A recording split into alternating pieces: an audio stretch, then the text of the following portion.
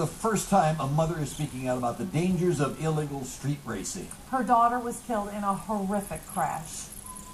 Life is so precious and so short. It's just, why would you want? I just think it's ridiculous.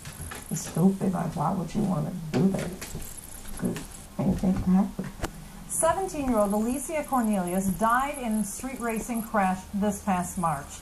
She was a passenger in a car that slammed into two trees at 91st and Hillcrest. We wanted to see for ourselves just how big a problem street racing is in Kansas City. Kmbc9's Diane Cho has been working on this story for the past month, and she joins us now with what she's uncovered in a Kmbc9 News investigation. Diane?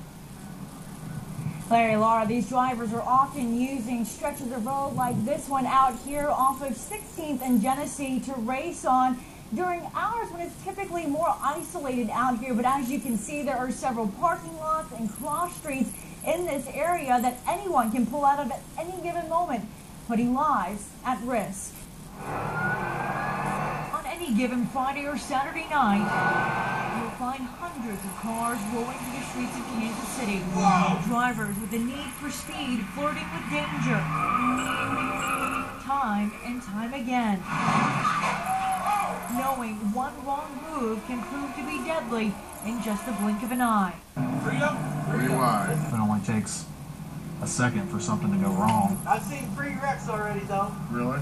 Yeah, they try to make that corner down there. Officer Howard Perriman patrols the area from time to time. That's the gas station that they go to. Trying to help curb a growing problem. Right here in front of us on the right, there's trees, telephone poles, gas main, all that create hazards when you're going really fast.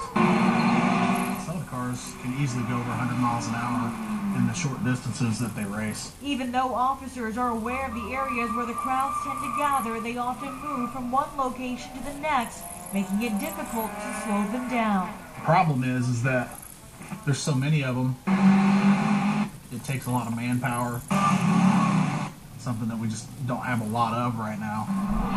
But illegal street racing isn't the only problem officers are trying to confront. Our cameras were also rolling when gunshots erupted. Yeah, that's a gunshot. But right in front of a large crowd while police were still at the scene. You just have to realize, how quick someone can get hurt. You wouldn't want to live with that on your conscience for the rest of your life.